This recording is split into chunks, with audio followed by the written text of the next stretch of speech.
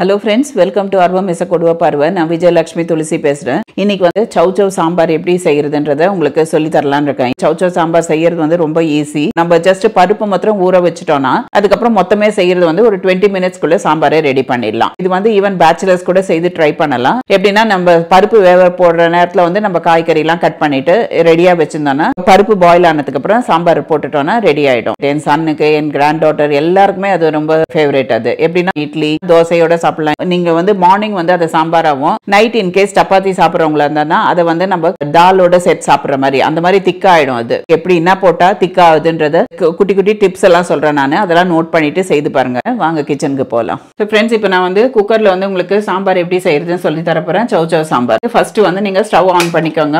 On பண்ணிட்டு குக்கர்ல தான் செய்யறோம் நம்ம. இதுக்கு வந்து நான் என்ன பண்ணிருக்கேன்னா தோரம்பருப்பும் சிறுபருப்பு வந்து 1 ஸ்பூன் தான் போட்டிருக்கேன். நான் தோரம்பருப்பு வந்து என் கையால 3 புடி போட்டிருக்கேன். ஸோ இதை வந்து நல்லா ஒரு 15 minutes ஊற வச்சிருக்கேன். ஸோ அதனால பாத்தீங்கன்னா நல்லா பருப்பெல்லாம் நல்லா ஊறிடுச்சு. இந்த மாதிரி ஊற வைக்கிறது எதுக்குன்னா நம்மளுக்கு வந்து சாம்பார்ல பருப்பு வந்து சாஃப்டா இருக்கும். நீங்க ஊறாம போட்டீங்கன்னா கொஞ்சம் இலையா இருக்கும். சில பேருக்கு அது திக்கா இருந்தா அந்த மாதிரி பிடிக்காது. இது வந்து நல்லா குழஞ்சி வெந்துடும். ஸோ இப்போ நான் வந்து இந்த மாதிரி ஊற வச்ச தண்ணியோட நல்ல தண்ணியில தான் ஊற வச்சிருக்கேன். ஒரு 3 வாட்டி கழுவிட்டு இப்போ வந்து அந்த பருப்பு எல்லாத்தையும் வந்து குக்கர்ல போட்டுக்கோங்க. அப்படியே இதோட வந்து 3 டம்ளர் தண்ணி ஊத்துறேன் நான். ஸோ இப்போ ஏற்கனவே 1 டம்ளர் இதுல தண்ணி ஊத்திருக்கேன்.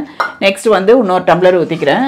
அதுக்கு அடுத்தது வந்து இன்னொரு டம்ளர் 3 டம்ளர் மொத்தமா ஊத்துறேன். 3 டம்ளர் தண்ணி. அதுக்கப்புறம் நம்ம சாம்பார் வச்சதுக்கு அப்புறம் ரொம்ப திக்கா இருந்ததுன்னா நம்மளுக்கு எவ்வளவு தின்னா வேணுமோ அதுக்கு தகுந்த மாதிரி தண்ணி ஊத்திக்கலாம். ஸோ இப்போ இதுல வந்து என்ன பண்றேன், ஒரு 1/2 டீஸ்பூன் வந்து மஞ்சள் பொடி போடுறேன். மஞ்சள் பொடி போட்டுட்டாச்சு. நெக்ஸ்ட் வந்து இதுல வந்து 2 பூண்டு வந்து நான் உரிச்சு வச்சிருக்கேன். நான் அதையும் போட்டுறேன். சில பேருக்கு பூண்டு பிடிக்கலன்னா அது போடலன்னா பரவாயில்ல, ரொம்ப தெரியாது. பூண்டு பிடிக்கிறவங்களுக்கு இதை போட்டுக்கோங்க, ஒரு எக்ஸ்ட்ரா ஃபிளேவர் கிடைக்கும். ஒரு 2 பூண்டை வந்து நான் இந்த மாதிரி கட் பண்ணி தோல் உரிச்சிட்டு வச்சிருக்கேன். இதோட போட்டுக்கோங்க. இதுல வந்து குக்கிங் ஆயிலே வந்து ஒரு 2 ஸ்பூன் ஊத்திக்கோங்க. ஸோ இது என்னன்னா பொங்கறதை வந்து கண்ட்ரோல் பண்ணும். 2 ஐட்டம் சொல்றேன் பொங்கறதை கண்ட்ரோல் பண்றதுக்கு. அதே மாதிரி ஒரு ஸ்டீல் ஸ்பூனை வந்து இதுல போட்டுருங்க. பருப்பு வந்து மேல கொதிக்கும் போது பொங்கி மேலெல்லாம் வழியும், சில நேரத்துல வெளியில எல்லாம் வழிஞ்சிடும். அது வழியாம இருக்கிறதுக்காக இந்த மாதிரி ஒரு ஸ்டீல் ஸ்பூனை இந்த பருப்போட போட்டுடுங்க. அதுக்கப்புறம் வந்துட்டு இதுல வந்து தக்காளி போடணும். தக்காளி வந்து நான் நல்லா பழுத்த தக்காளி 1 கட் பண்ணி வச்சிருக்கேன். ஸோ இந்த மாதிரி பருப்போட போட்டு வேக வைக்கும் போது என்னன்னா தக்காளியும் நல்லா குழஞ்சிரும். அந்த பருப்போட ஃப்ளேவர் வந்து நல்லா இருக்கும். ஸோ இப்போ இவ்வளோதான். இதை நீங்கள் குக்கரை மூடிடுங்க. ஸ்டீம் வரட்டும். ஸ்டீம் வந்தோடனே வெயிட் போடணும். வெயிட் போட்டுட்டு அந்த ப்ரெஷர் வெளியில் தூக்குது இல்லையா, அந்த டைமில் வந்து என்ன பண்ணுங்க, சிம்மில் வச்சிருங்க. சிம்மில் வச்சு எக்ஸாக்டாக 12 to 15 minutes வச்சுட்டு ஆஃப் பண்ணிட்டீங்கன்னா பருப்பு வந்து நல்லா குழஞ்சி வெந்துடும். அதுக்கு அடுத்தது வந்து நம்ம அதுல வந்து வெஜிடபிள்ஸ் அண்ட் மசாலா எல்லாம் போடுவோம். நம்ம இந்த மாதிரி பருப்பு வேகும் போது முதல்ல ஸ்டீம் வந்து வர மாதிரி பாத்துக்கோங்க. ஸ்டீம் வராத போது நீங்க வெயிட்ட போட்டீங்கன்னா இன்கேஸ் இதுல ஏதாவது டஸ்ட் பார்ட்டிகல்ஸ் இருந்ததுன்னா, இல்ல நம்ம ப்ரீவியஸா சாதம் ஏதாவது வேக வச்சிருந்தோம்னா அந்த பார்ட்டிகல்ஸ் வரும்போது என்னாவும் குக்கர் வந்து வெடிக்கிறதுக்கு சான்சஸ் உண்டு. அதை அவாய்ட் பண்றதுக்கு கொஞ்சம் வெயிட் பண்ணுங்க. இப்ப பாத்தீங்கன்னாலே தெரியும் கொதி வர ஆரம்பிக்குது. ஏன்னா இப்பதான் ஆன் பண்ணிருக்கேன் நான். இந்த மாதிரி இருக்கிறதுல வந்து கொதி வந்ததுக்கு அப்புறமா வந்து மூடுங்க. இப்ப இந்த ஸ்பூன் எல்லாம் போட்டிருக்கிறதுனால அவ்வளவு பிரஷர் மேல சட்டுன்னு தூக்கி அடிக்காது. இந்த மாதிரி வெயிட் பண்ணுங்க, கொஞ்சம் ஸ்டீம் வரட்டும். மீன் டைம் வந்து என்ன பண்ணணும், நம்ம வந்து இந்த வெஜிடபிள்ஸ்லாம் கட் பண்ணி வச்சுக்கணும். இப்போ இந்த பருப்பு வேகிறதுக்கு வந்து எப்படி நம்ம 12 to 15 minutes வச்சிருக்கோம் இல்லையா, அந்த டைம்ல வந்து உங்களுக்கு என்ன வெஜிடபிள்ஸ் போட்டு நீங்க சாம்பார் செய்ய போறீங்களோ. இன்னைக்கு வந்து நான் சௌசௌ சாம்பார் செய்யறேன். ஸோ அதனால இந்த மாதிரி சௌசௌ ஒன்று எடுத்து தோலெல்லாம் சீவிட்டு அது நடுவில் இருக்க சீட்ஸ் எடுத்துட்டு இந்த மாதிரி கியூபா கட் பண்ணி வச்சிருக்கேன். ஸோ இதெல்லாம் வந்து ஒரே ஆவியில வெந்துடும். நெக்ஸ்ட் வந்து மீடியம் சைஸ்ல 2 ஆனியன் இந்த மாதிரி கட் பண்ணி வச்சுருக்கிறேன்.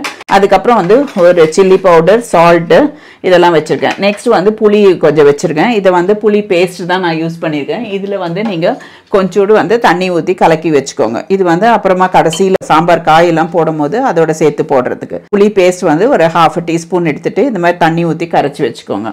அதுக்கப்புறம் வந்து ஸ்பெஷல் ஆனது வந்து இதுதான், இந்த மசாலா பவுடர். இது என்னன்னா, இது சாம்பார் பொடிட்டு நான் வீட்டில் செய்யறது. என்னன்னா ரெட் சில்லி, தோரம்பருப்பு, தனியா, சீரகம், வெந்தயம், மிளகு இது எல்லாத்தையும் போட்டுட்டு ஸ்லோ ஃபயர்ல வந்து வெறும் கடாயிலேயே வச்சு வறுக்கணும். வறுத்துட்டு அந்த மாதிரி ட்ரை ரோஸ்ட் ஆகும், நல்ல வீட்டுல ஸ்மெல்லு தெரியும். இப்ப ஸ்டீம் வர ஆரம்பிச்சு. ஸோ இந்த மாதிரி வரும்போது ஸ்டீம் வந்ததுக்கு அப்புறமா நீங்க வெயிட்ட போட்டீங்கன்னா டெஃபினட்டா தூக்கி அடிக்காது குக்கர். இப்போ ஸ்டீம் வரும்போது நான் என்ன பண்ணுவேன், சிம்ல வச்சிருவேன். ஸோ மெயின் டைம் வந்து இந்த மசாலா இது சொல்றேன், வெறும் கடாயில போட்டுட்டு இந்த மிக்சியில அரைச்சி வச்சுக்கோங்க. இந்த மாதிரி அரைச்சிங்கன்னா இது வந்து கிட்டத்தட்ட 1 மாசம் வரைக்கும் கூட நல்லா இருக்கும். நல்லா ஏர் டைட் கண்டெய்னர்ல போட்டு வச்சிருங்க. எதுக்குன்னா நம்ம சாம்பார் எல்லாம் செய்து முடிச்சுட்டு கடைசியில தாளிச்சு கொட்டுறோம் இல்லையா, உளுத்தம்பருப்பு, பெருங்காயம், கடுகு, கருவேப்பிலை போட்டு தாளிச்சு கொட்டுவோம். அந்த டைம்ல வந்து இதை போட்டுட்டு நெய்யை கொஞ்சம் போட்டுட்டீங்கன்னா அந்த சாம்பாரோட ஃபிளேவரே வேற மாதிரி ஆயிடும். பருப்போட ஸ்மெல் எல்லாம் போயிட்டு இந்த மசாலாவோட ஸ்மெல் வந்து நல்லா ஹைக் பண்ணி டேஸ்ட் வந்து நல்லா என்ஹான்ஸ் பண்ணி கொடுக்கும். இப்போ வந்து பருப்பு வேக போகுது, இப்போ ஸ்டீம் வர ஆரம்பிச்சிருச்சு. ஸோ இந்த மாதிரி ஸ்டீம் ப்ரெஷர் இருக்கு. இந்த டைம்ல வந்து நம்ம சிம்ல வச்சிடணும். சிம்ல வச்சுட்டு 12 to 15 மினிட்ஸ்.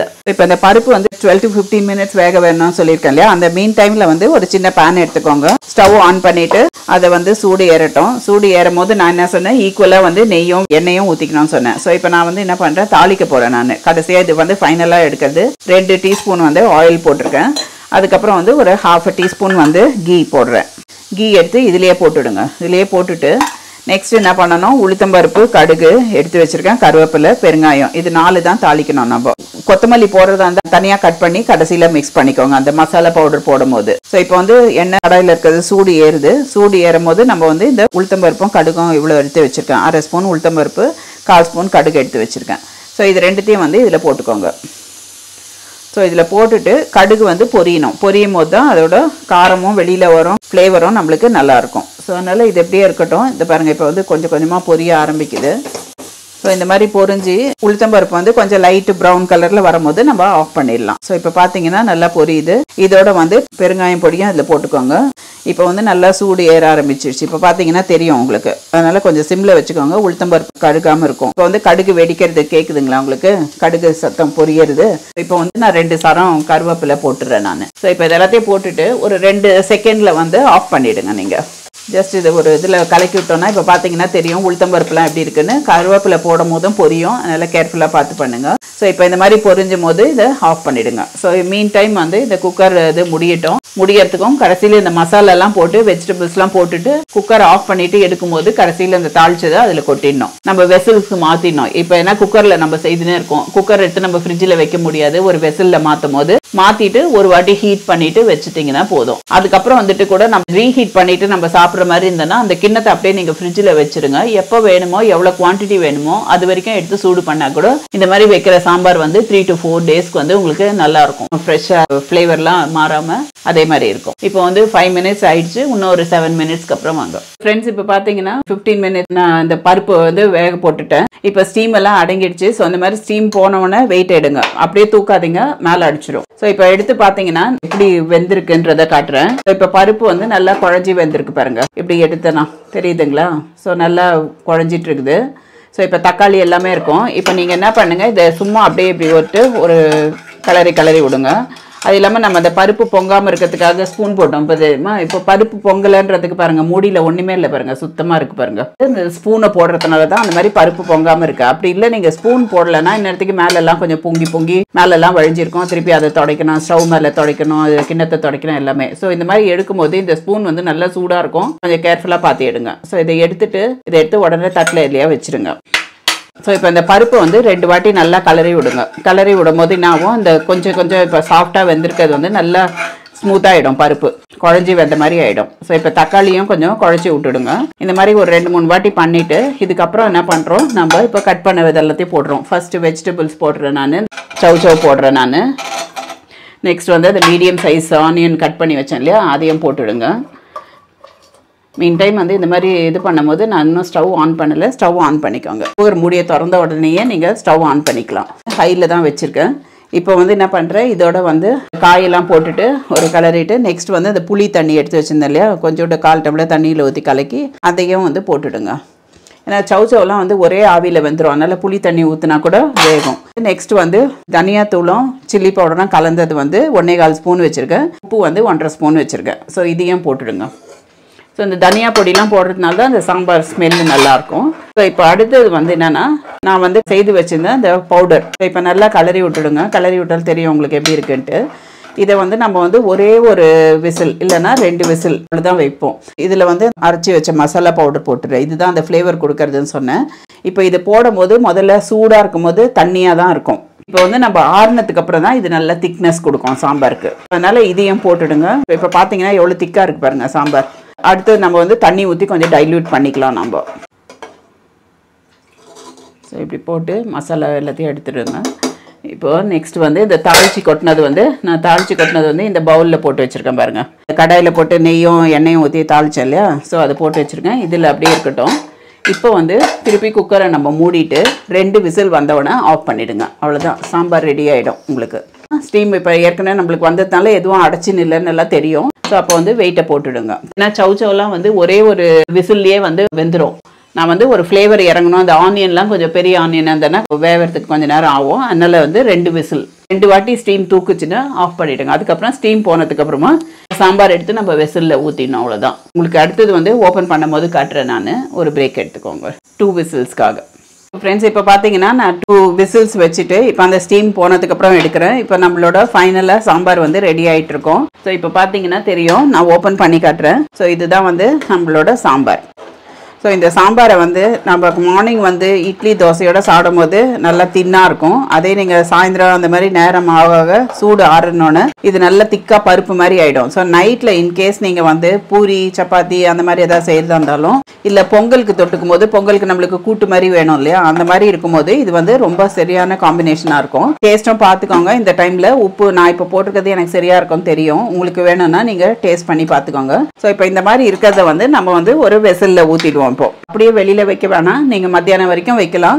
மத்தியானத்துக்கு மேலே வந்து நீங்கள் சூடு பண்ணிங்கன்னா வெளியில் வைக்கலாம். அப்படி இல்லைன்னா நீங்கள் ஆற வச்சிட்டிங்கன்னா ஃப்ரிட்ஜில் வச்சுட்டிங்கன்னா எடுத்து எவ்வளோ குவான்டிட்டி வேணுமோ அது வரைக்கும் சூடு பண்ணிக்கோங்க. ஸோ நான் இப்போ வந்து போடுறேன். இதில் வந்து இந்த காயெல்லாம் பாருங்கள் எப்படி நல்லா வெந்துட்டு இருக்குன்ட்டு. இதெல்லாம் ஒரு பாயிலில் வந்து ஒரு விசிலுக்கு முன்னாடியே வெந்துடும் சூடுலேயே. ஸோ சவுச்சவுலாம் ரொம்ப ஈஸியாக வேகிறது தான்.